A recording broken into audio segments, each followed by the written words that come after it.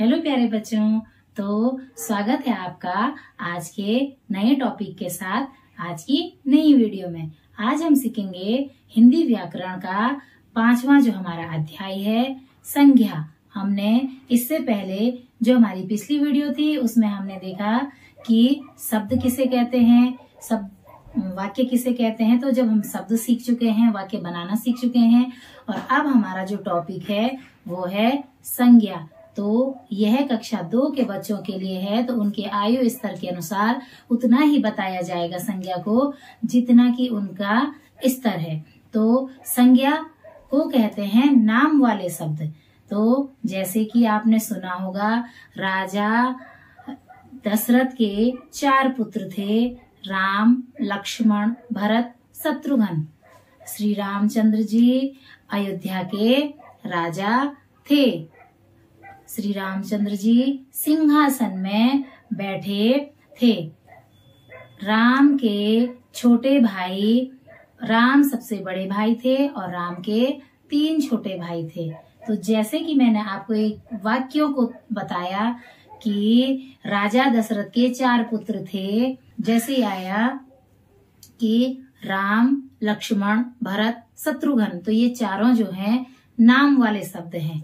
अब आया कि राजा राम जो थे हमारे प्रभु श्री राम जो है सिंहासन में बैठते थे। तो जो सिंहासन है वो हमारी वस्तु हो गई है और जो हमारे श्री रामचंद्र जी थे वो अपने सभी भाइयों से बहुत प्रेम करते थे, बहुत प्यार से रहते थे।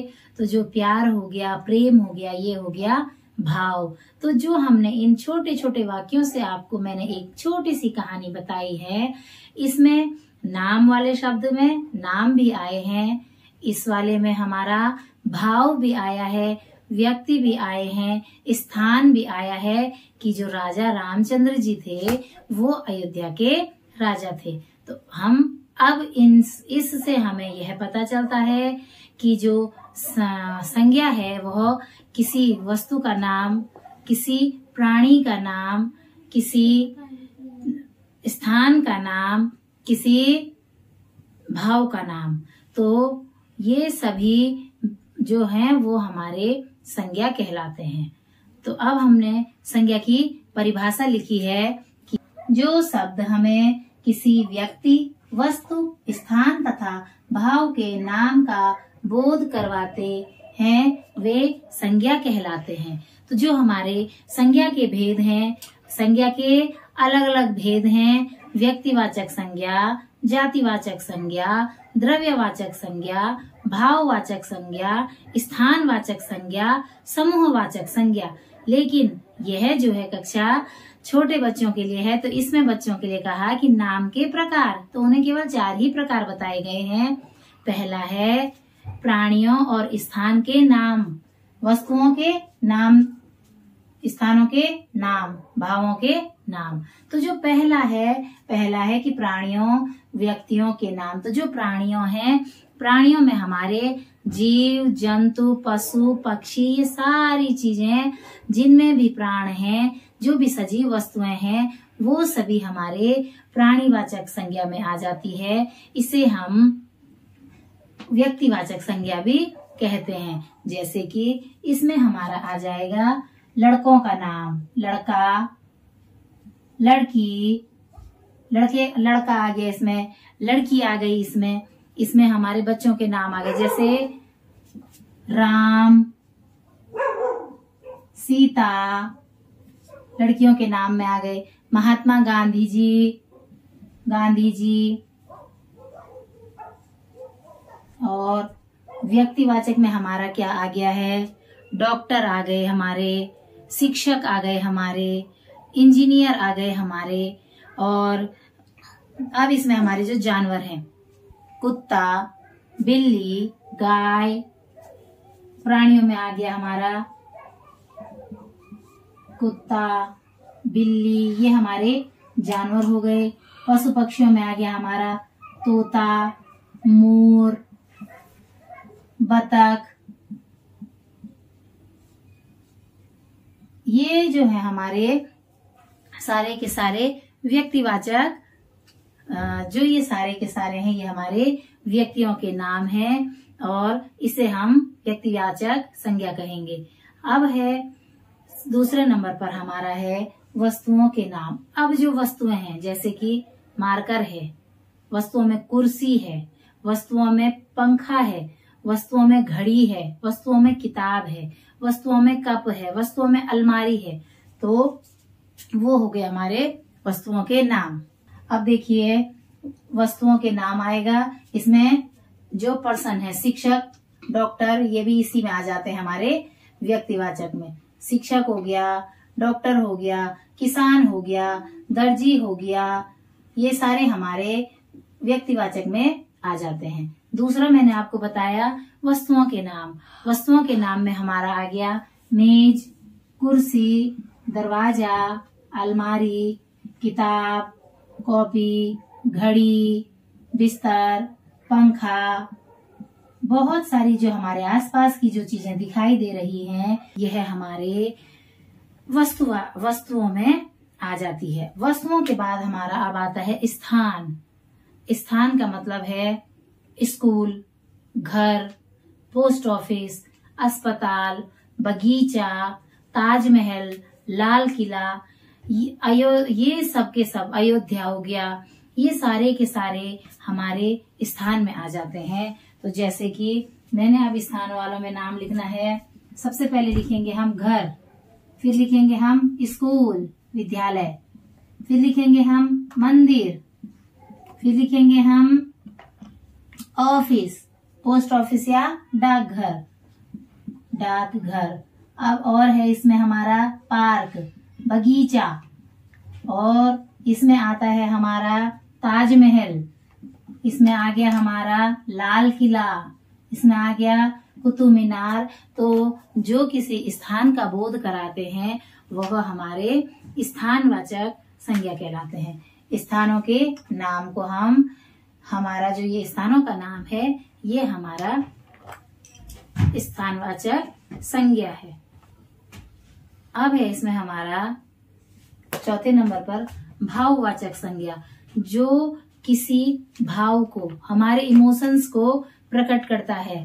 हंसना, रोना, मुस्कुराना, ईमानदारी, वफादारी, हॉनेस्टी, दयालु, उदारता, उदासी, खुशी, ये सारे जो हमारे भाव होते हैं, जो हमारे इमोशंस होते हैं, ये सारे हमारे भाववाचक संज्ञा में आ जाते हैं। तो भावों के नाम लिखेंगे हम, जैसे मिठास, कुछ मीठी चीज होती है तो उसे कहते हैं मिठास।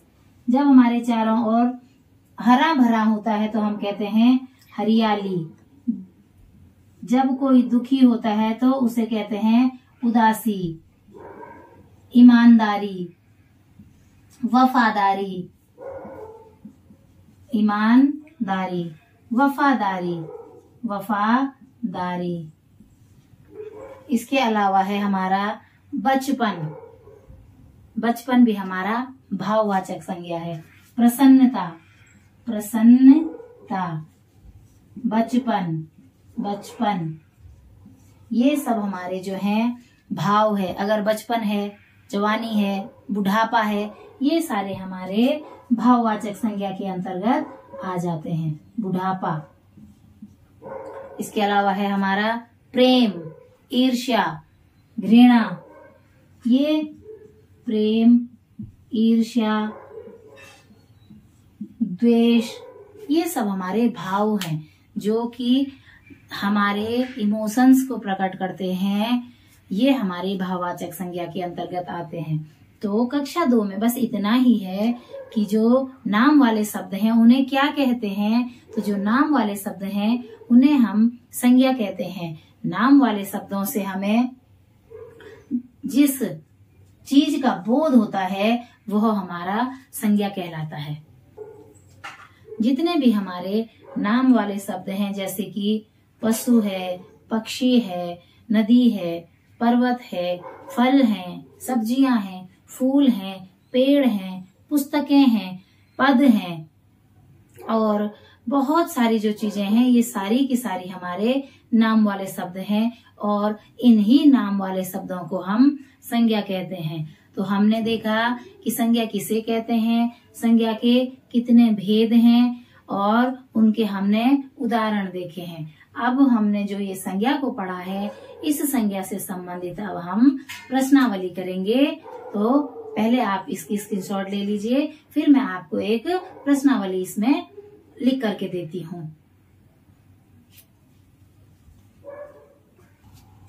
तो प्यारे बच्चों, जो हमने संज्ञा पढ़ी, नाम वाले शब्द पढ़े, उसी से आधारित यहाँ पर कुछ प्रश्न दिए गए हैं और आपको अपनी कॉपी में उनका उत्तर लिखना है।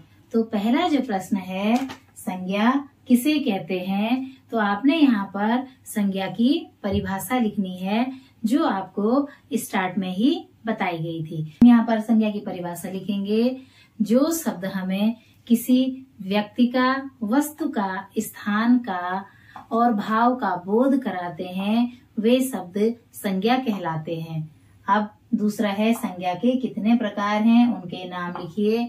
जिन्हें हम नाम वाले शब्द कह रहे थे, तो यहाँ पर है कि संज्ञा के 4 प्रकार हैं, व्यक्तिवाचक संज्ञा, भाववाचक संज्ञा, स्थानवाचक संज्ञा और वस्तुवाचक संज्ञा। यहाँ पर हमने ये बच्चों के स्तर के अनुसार न तो बच्चों को समूहवाचक संज्ञा बताई हुई है और न ही बच्चों को द्रव्यवाचक संज्ञा बताई हुई है। तो यहाँ पर हमने बच्चों को केवल 4 प्रकार की ही संज्ञा बताई है। तो बच्चों ने इसका आंसर लिखना है आपने बेटा कि संज्ञा के 4 प्रकार हैं, व्यक्तिवाचक संज्ञा, स्थानवाचक संज्ञा, वस्तुवाचक संज्ञा और भाववाचक संज्ञा।